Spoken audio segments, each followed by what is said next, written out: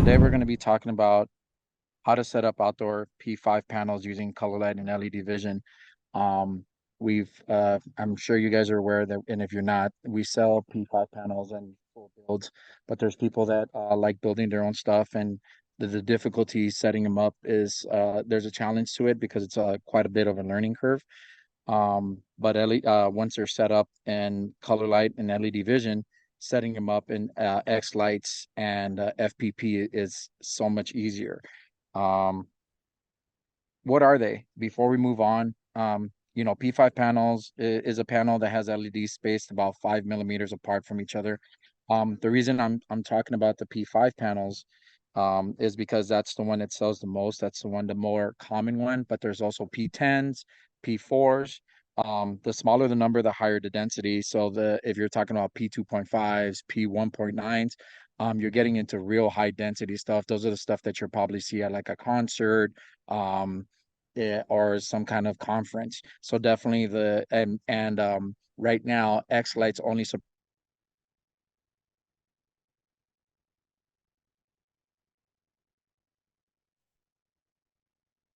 You lost your audio, Minor.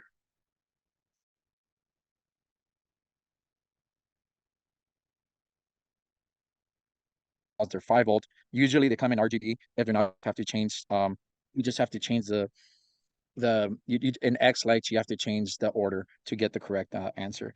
P5 panels are usually 320 millimeters by 160 millimeters, which gives you roughly about 12 and a half inch wide by 16 and a quarter height. The scan rate is 1 1/8. Um, and the mounting screws usually used are M4s. How to tell if you have outdoor P5 panels? The outdoor units are more robust, as you guys can see on the screen. The one on the left side is the outdoor panel, and it even has a small channel for you to put a silicone membrane on it. The one on the right side is an indoor unit. I don't recommend people use the indoor units just because they're not intended to be outdoors. In fact, you can see just by the build, they're not robust enough to use outdoors. And once you start pricing in how much it is to build the the front, which is many people use plexiglass or acrylic, it ends up kind of negating the savings in cost. And what I've noticed and what I've heard from people is that they have to replace their indoor panels quite a bit because once the sun hits it, it causes issues with the LED panels. So just be aware of that that the outdoor units are intended to be outdoors. And I've had panels all the way from Florida all the way to Canada, and we haven't had any issues. And that goes with any of the other vendors as well. The outdoor units are made to be outdoors, and the beauty about the outdoor panels is that you don't have to put any acrylic or anything or plexiglass in front of it. The LED are even more robust themselves, and they're you don't need anything in front, so it allows you to just build it without having that front window.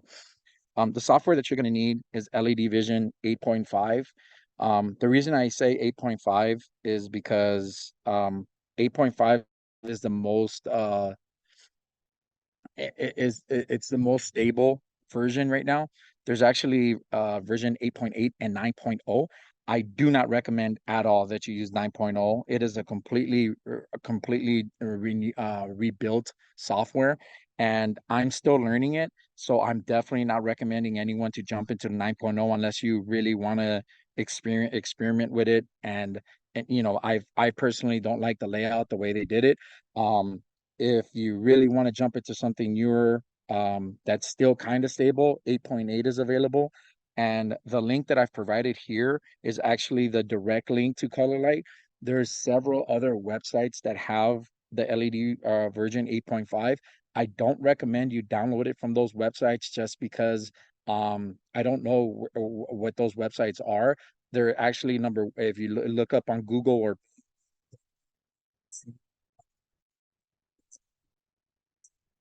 have on here is definitely the one that you want to go to. Firmware update. with the changes in the software that Colorlight has done, I've seen several people having issues with flickering. Even with my full builds, I've noticed that there's a flickering issue, and that's because there's a firmware update now available, and the firmware update is right there. It's called a LED upgrade. So once you click on it, you download it and you go through the process, and I'll walk you guys through the process so you guys are not confused. So I'll walk you guys through the process here too, so you guys can see exactly what's going on. Um, and in the outdoor P5 panel setup is the first step. You need to find the resolution. And pretty much the way you find the resolution is you take the size of the panel, which is 320 by 160 and divide it by 5, 5 being the P5 pitch. So that's the reason it's called a P5. And it gives you a resolution of 64 by 32. So for example, if you had a screen that was 2 by 2, your resolution would be 128 by 64. Um, any questions or concerns about that right now? And if I'm talking too fast, please let me know. Um, Looks like I a get good into this and yeah, if I get into this and I forget that I'm talking to people, so please let me know. Um, so let me go into the LED vision so you guys can see that real quick. Um, can you guys see that right there? Can you Yes, guys see the LED vision? we got. Okay. So this is LED vision, and when you guys first start it up, and remember, I'm sure you guys can see my screen on the floor. We have LED vision 1. Um, when you guys turn it on, if it's already configured, you're gonna see exactly what you see on the screen, which is and because it's on a phone, it's gonna look kind of flickery, so ignore that. Um, the first thing you need to do is you got to work on your screen size setting count. So right here, I already have it at 192, and 192, remember, is 64 by 32. My screen that you guys are seeing on my phone is 3 by 1, which is 3 panels wide by 1 tall. So that gives you a resolution of 192 by 32.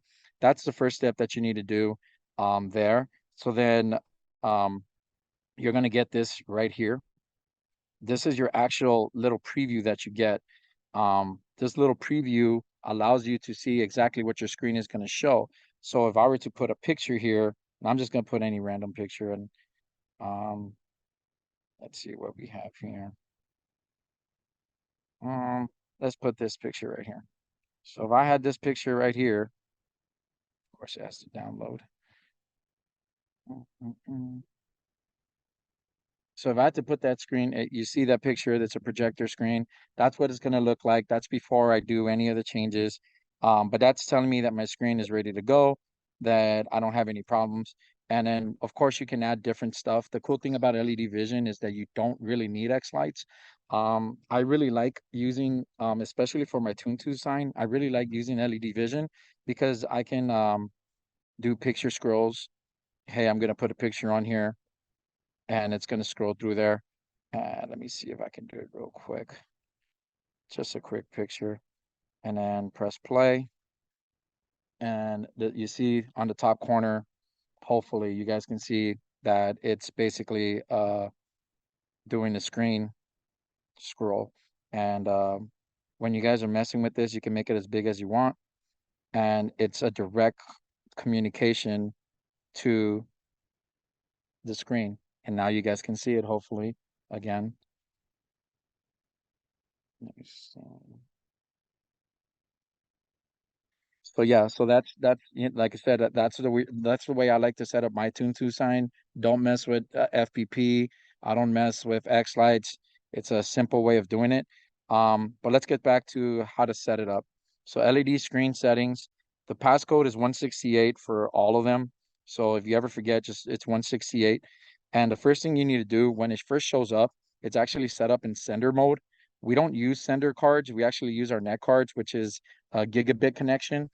So you have to have a gigabit connection in order for it to work with X lights or to work with your laptop.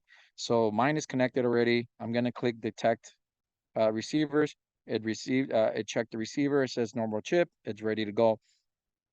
with the parameters here, um, if you buy directly, from us, we actually provide you with a RCVB file, and RCVB file basically sets all these parameters up for you. And the cool thing about that is that you literally just load it. You go to load.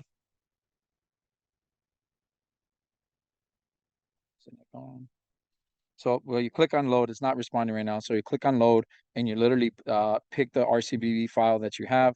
All right, there you go.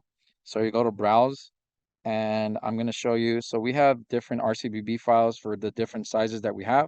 You guys can see we have several of them. So let's say we are using the 3.1. That's the one that we're using. You would click on that. We already have it loaded, so I don't need that. So you click on that, and then you would send to your card, and you would be done. But of course, some of you guys are not getting a full builds, so we're going to go through the process of how to set it up once you get a brand new card or a brand new setup that you build yourself. And we're going to say we have a 3x1. So we're going to go to intelligence setting right here, and we're going to be working on one single type of module. But as you can see, Colorlight now offers different multiple modules. And the cool thing about that is that um, it gives us the option to be able to do different designs now. For example, I'm sure you guys have seen the sphere that's available in Vegas. There you can do triangles now. This is something that's new. It wasn't available to us recently. But it's really exciting that we have different sizes and different shapes now. So hopefully we can incorporate that into some of the new props that we're available. And I do see a question on the chat about Mac. Unfortunately, no, there isn't a way to set it up in Mac. Ledvision is not available for Mac. I the Chinese companies, the Colorlight company that does this, they don't support Mac yet. I've asked about the support for that, and there hasn't been any real push for it. So as of right now, there really isn't any support. So once you click next, you can see on the computer screen that part of the screen lighted up white. And that's basically telling us that we do have a connection with our screen. And now we're going to start setting it up. The most important thing again is your cabinet side is 192 by 32. And again, that's because we're working on a 3x1. The module size, as you guys remember, was 64 by 32. So you're going to go to next. After you get to next, it's gonna go through several testing to make sure that everything is good. As you can see, it's even asking you, is it one or two? Is display one black and display two white? And the answer is yes here, so we move next. The next one is showing, is the display red? And the answer is yes. Is the display green for number two? The answer is yes. Display blue for number three? The answer is yes. Display is black, which means it's completely turned off right now. The answer is yes, so we move forward. Right now, if you look on the screen on the floor, we have 16 lighting modules on. That means there's 16 rows turned on right now, and that's correct. On the next one, and then you can go ahead and count them when you get your own modules. You can count them and make sure. On the next one, it's going to say to how many rows do we see? And the answer is actually two. So we see two rows, you count them one and two. They might be a little bit off track, and that's correct. That's fine. But yes, you'll go to two. And then this is where the tricky part is. Of course, you can see that mine is already set up. That's why the screen turned on and it's ready to go. But I'm going to reset it, and I'm going to show you guys what you guys need to do when you guys get to this screen. So once you guys get to this screen, you're going to reset it, and you actually start on um, roll number 9. Why we start on number 9, I actually don't understand that myself, but we always start on roll number 9, and you're literally clicking on each one of these all the way through. If you have a touchscreen like mine, you can hold it and just go across. If not, you're going to have to go one by one all the way across to make sure that you get, let me move this out of the way, to get all the way across. And you're going to get 64. If you guys remember, we have 64. That's our 64 resolution. And then after that, you notice that one of the lines connected, and then the blinking started on the top. So the blinking on the top is actually roll number one. So you're going to go to roll number one, and you're going to do the exact same thing. And again, you're just adding the mapping on this. And the thing is, it's going to be different for each vendor. Every vendor is different on how their panels are set up. So you're going to have to go through this process and find out what it is. But the idea behind it is that you're mapping. Um, oh, yes, Greg, yes, you can map. You can use a regular mouse. But I really love doing it with a touch screen. I'm sure you know it's a lot easier. Um, when you're basically mapping each LED, and that's exactly the information. But now you're seeing two rows blinking. That means that we can click on the information, and it's actually gonna self-impose itself into it and self-fill the information for us. And then once you're done, you guys can see that my screen shows that it's completely set up already. That is completely set up. Um, and then we get back to this screen right here, and it's telling us, okay, great, our screen is set up, but it's not really set up. Do you guys see the refresh rate right here? So most of our cards are refresh rate of 1920. So the so I believe Wired Watch has a screen builder. And one of the things I love about the screen builder is that it tells you exactly how to build it and how to do it. But there's one thing that I've had this conversation with Ken, and I'm not a big fan. And I know that the reason why he does it because it's a budget. We're trying to save money for the customers, but I always try to get my resolution up to 1920 because our panels have a resolution of 1920. If your screen gets too big, let's say our screen was 384, and 384 would basically be a 6x1.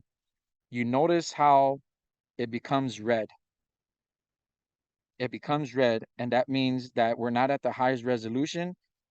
We can't get the highest resolution because our cabinet doesn't support it. Our screen or the color light doesn't support it. So in order to start messing with that and trying to get that to work, we have to start messing with um, a few of these settings. So you notice how I changed. This is the clock. The clock on our panels work anywhere between 17.9 all the way up to 25. And you notice at 25, it's still not giving us the resolution that we want or the refresh rate that we want. In fact, we have to drop the refresh rate in order for it to fit. So you notice how this number right here changed on the width, and now the 384 is no longer in red. The only way we were able to do that was by dropping the refresh rate. And that means that that screen is too big to offer the full refresh rate. So how do we fix that? You have to add a second color light card. So you see this is 384. That's when we go over here and we start mapping. And with the mapping, you see how we have 192 and 192? Then all of a sudden we have two color light cards that equal our 384. So when we do that, we would go to 192 per cabinet, and that means per color light card. So that allows us to continue using our refresh rate, the high refresh rate of 1920, but also using two color light cards. So now the beauty about that is that we have the high refresh rate, and let's say one of your color light cards goes out, it doesn't take out your whole screen. And I really like pushing using more color light cards and using more power supplies. Um, when we um, when we build our units, we try to go no more than 8 panels per power supply. And I think even that is pushing the power supplies a little bit too much. But I like to go either 6 or 8 panels per power supply. And the beauty about that is that it allows you to go really bright. Outdoor units are really bright. Um, so it's definitely something that that gives you the opportunity to change it. And I can show you guys how bright they are. I'm going to change the brightness so you guys can see it. Hopefully you guys can see it on the screen. I'm going to send that information to the screen.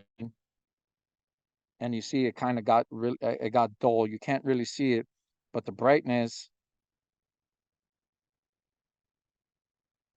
is very important in order for us to be able to use it during the day. If you're planning to use it during the day, some people are using it for the tune to signs. You can leave it out during the day, especially with high brightness, and let them and let people know, hey, this is when our show goes out. And again, with LED vision, it allows you to do that. um the gray levels, another thing that I've noticed is a lot of people don't mess with the gray levels. In fact, our panels are made for 4096. Anything above that, unless you're using um, there's really high level refresh rate panels like 3840.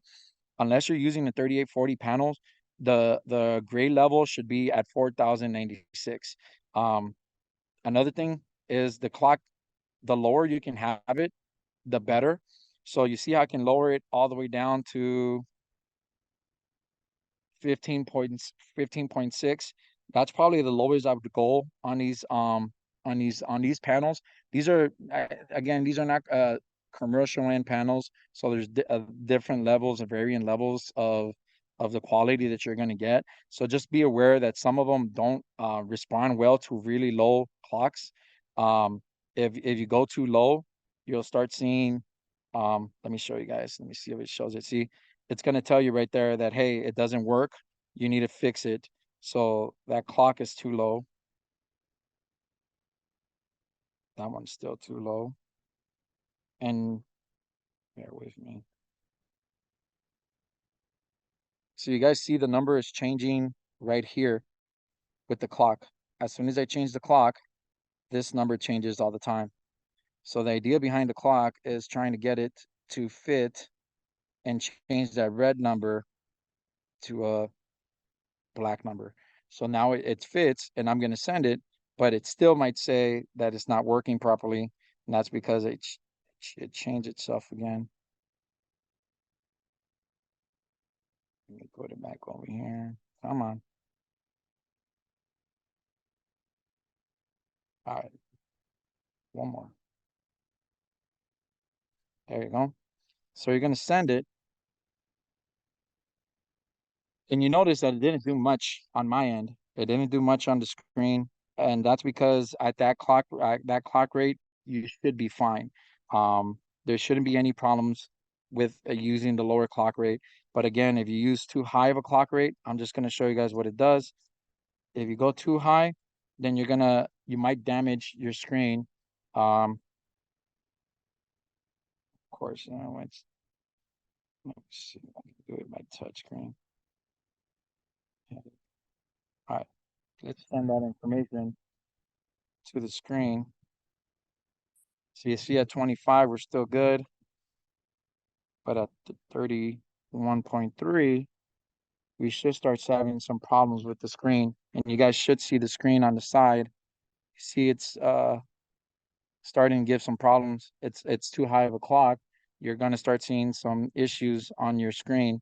So the idea behind it is that you want to keep it under 25 and between 15. That's what the magic number that's worked for me. Um,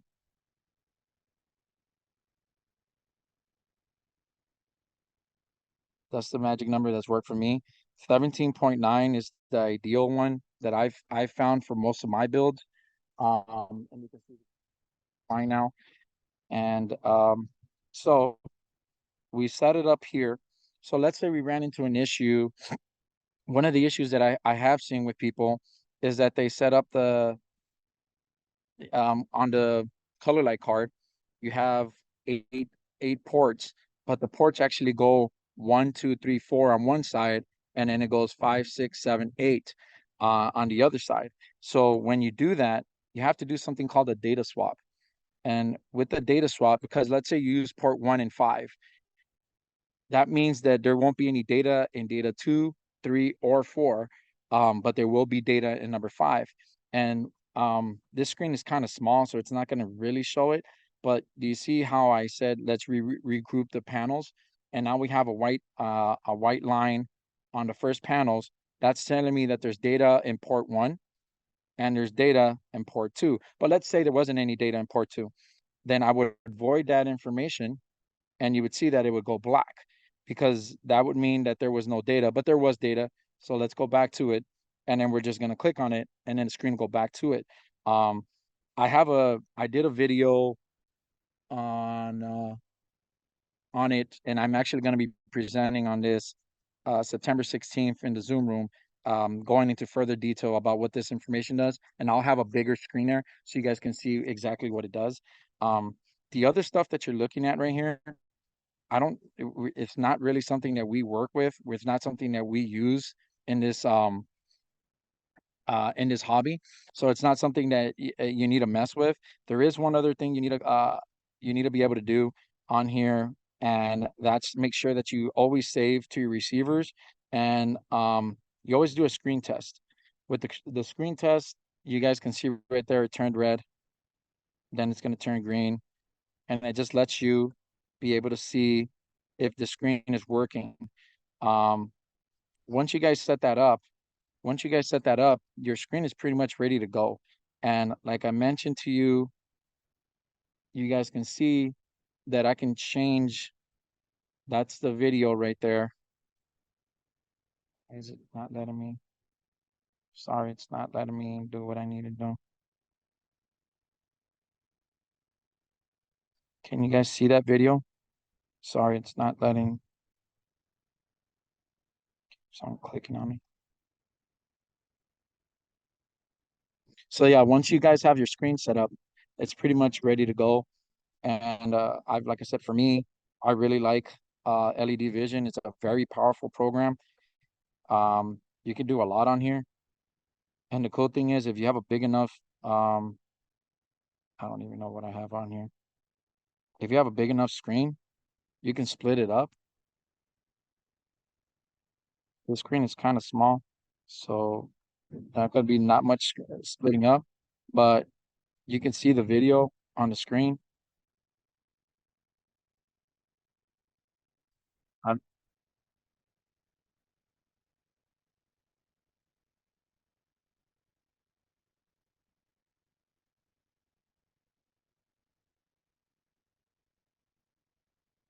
And then again, there's so many things that you can do on LED Vision.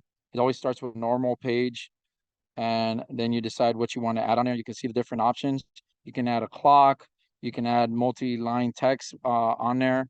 So it gives you the option to be able to do this um, from your computer and not have to worry about putting it in X lights or putting it in FPP. But it just allows you to be able to do that kind of stuff on this thing. Um, any um, any questions? Any concerns?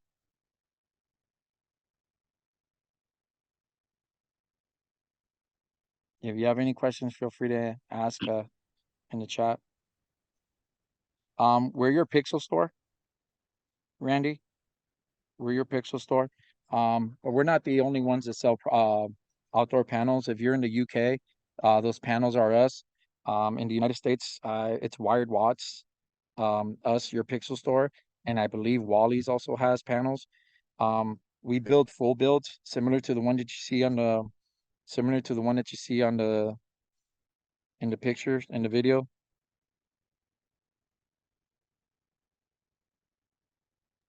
Yeah, and I apologize for the image. The my phone has an um awful screen, so I really apologize for that. It's Yeah, so Minor, I found when I was setting up my P5 panel that it took some messing around with it to get it to display properly. Not exactly why, and with LED vision, it took a bit of time to get it to work right. Yeah, well, it depends.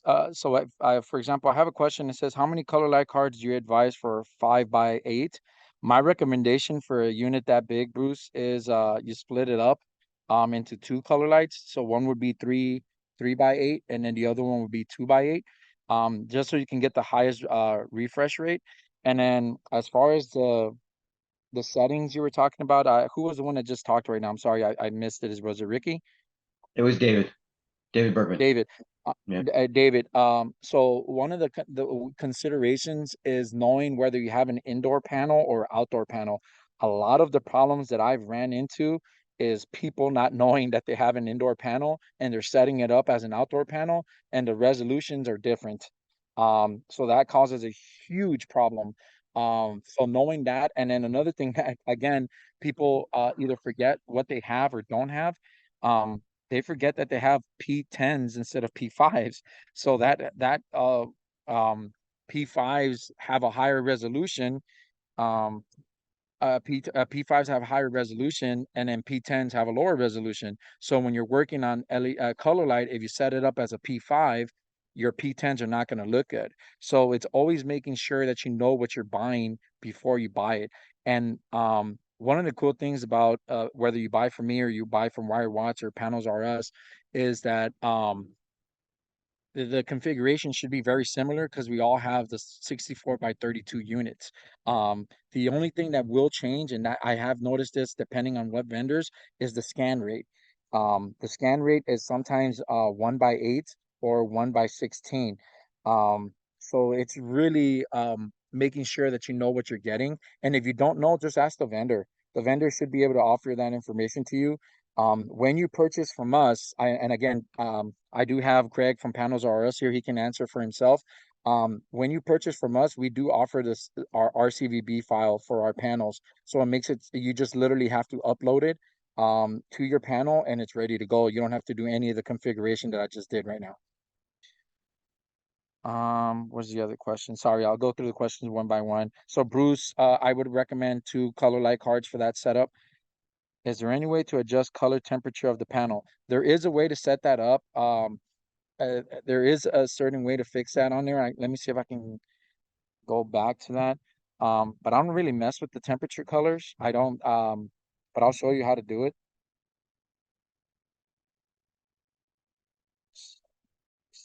Share the screen again. All right. So when you go to, when you go here, temperature changes are, where did it go? I think it's independent settings. Nope, that's not it. Is it other parameters? So you see now you have different options right here. So you can go, you can go white balance, double calibration, temperature controlled, or so it's just different. So there's different options available here. I don't really mess with any of these. I don't really use them. I think it's mainly intended for like really large builds. Um, and I've never had to use them. The builds that we use, the biggest size that we've built for the residential, commercial is a whole different thing, and I can talk about that on a different day. But for residential, the biggest screen that I've done for residentials is like 4 feet by 8 feet. And that's I like to call that the Ron Howard size because that's what Ron Howard has. And so people say, hey, I want what Ron Howard has. So I just, I put that out there. So it's an 8 by 8, so it's 64 panels. Um, and but yeah, I don't really use any of this stuff on there, but there's a abundance of options here, and I'm sure I can mess with it and figure it out, but it's not something that we use for our hobby. Um, why the P5 instead of P10s? P5s gives you a higher resolution, man. I've it's kind of like why go 1 inch instead of 2 inch spacing um on um on bullet pixels.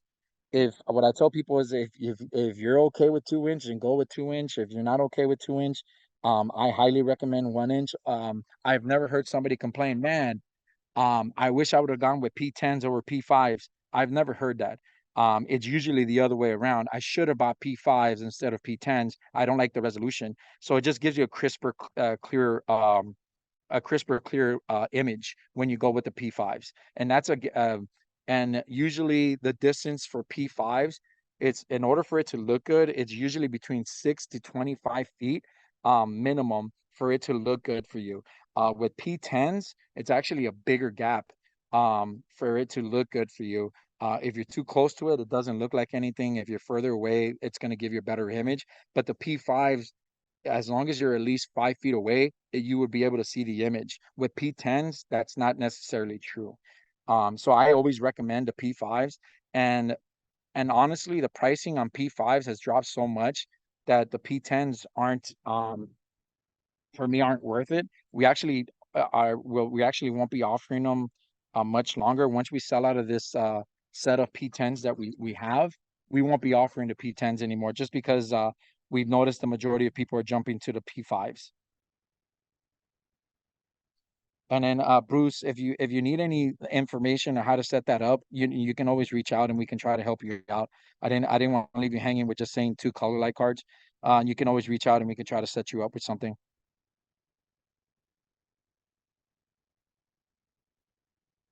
Any other questions? So I have one more, Myers. This is David. So I noticed there's a new firmware. How recent was that new firmware release for the Colorlight card that you had? It's Like, so there's new color light card. So there's a new color light card. Most people are using 8.0, the color light card 8.0, which is in the back. You'll find it in the back. It's the color light 5A 75B. We know it off the back of our head because we sell so many of them, and I'm sure Greg understands what I'm talking about because those are the most popular ones. But there's also the 5A 75E. The E just gives you more ports. That's all it does. But there was a 8.0 version and then there's a 8.2 version, and it just really depends on on your setup, because what I've ended up noticing is because I spent a lot of time in the Zoom room, some people come in and their screen was working fine, but then they're like, hey, I'm trying to set it up this year and I have some flickering. So what we ended up realizing was maybe there was a firmware change and we had no idea. Well, I figured out how to do the firmware updates, and with the upgrade, it solved it. And in fact, let me show you guys how to do that really quick. Thank you for bringing that up. I'll show you guys. So it's not a difficult process. It's not something that you're like, oh my God, it's going to take me forever. It's actually a very quick process. Um, Let me see if I can get this going for you guys. So here it is. So this is the LED. Okay, why is it? Can you guys see that? I don't. I let me know if you guys can see it. Yes, we do. yep, we see the All right, LED thank you. upgrade Sorry. for. Yeah. So it's LED upgrade. Come on. Sorry. So it's LED upgrade 4.0.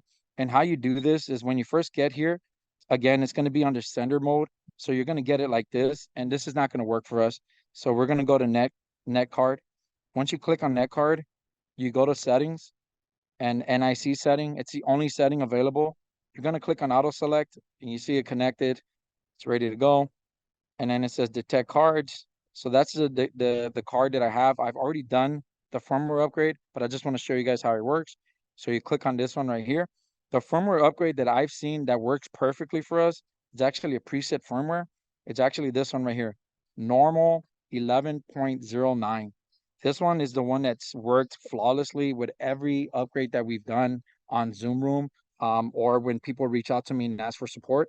That's the one that's worked perfectly fine. So I click on it. It says, modified, blah, blah, blah. And you press OK. I've already done the firmware update. It's not going to hurt it. So I'll just do it again. So you see it's going to say upgrading over here.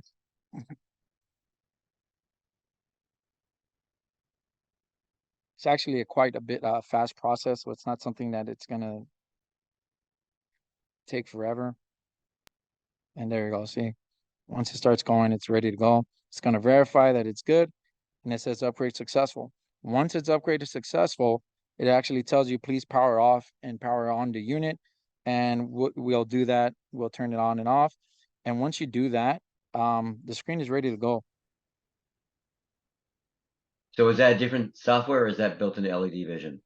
No, that's a LED upgrade. So if we go back to my sorry guys. If we go back to my presentation, it's actually the second where to go? It's actually the second one right here, firmware upgrade. It's called Yeah. LED upgrade 4.0.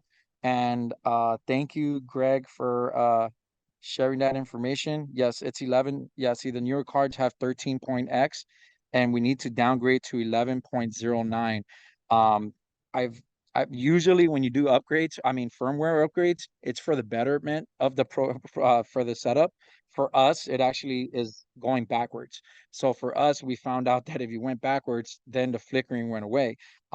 So it's just something that we caught. We're fortunate that we have um, some great people in the community that were able to catch that, and we were able to fix it.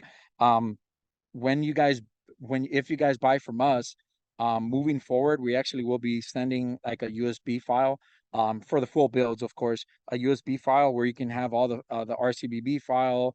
You'll have the LED upgrade software, because the software is actually quite cumbersome. It's actually a pretty large file that you have to download to do the upgrade. But once you do the upgrade, the flickering goes away. You can work with FPP. It works with X lights. We don't have any of the issues anymore. So it's definitely something that we recommend. And thank you for bringing it up, Dave. So we can make sure that everybody's aware of it. So we don't have those issues moving forward. And of course, if you run into any problems, I'm available. Greg is available. Ken from Wire Watts is available. We're always try to answer as many questions as we can. You guys know that it's a busy season right now. So again, if we don't respond right now, bear with us, because we are working on orders and getting stuff ready for the season. But if you guys run into any problems with panels or anything, we definitely try to help as best as we can. But a lot of information will be available on our website. We'll have a how-to video for this, how to do the LED upgrade, how to set up your panels. So you guys can do step by step on how to set it up yourselves. It sounds like we're good. It looks like we got 10 minutes to the next presentation in here. I think that's right. Yes. Well, thank you guys so much. And if you guys do have any questions or concerns, feel free to reach out to me. And I'll try my best to get back to you guys as soon as possible. I want to thank you guys for joining me. I really love the LED vision. I think that a lot of people pull away from it because it is a lot. But once it's set up, it gives you the versatility that Pixels doesn't give you. And I also like LED vision as a standalone. All you need is a Ethernet cable or a Cat 6 or Cat 5 cable, a gigabit connection, and you can set up anything. You can set up anything away from X lights, or away from X lights and away from FPP. But definitely, if you want to incorporate them, definitely it's an option. And FPP and X lights are capable of doing that.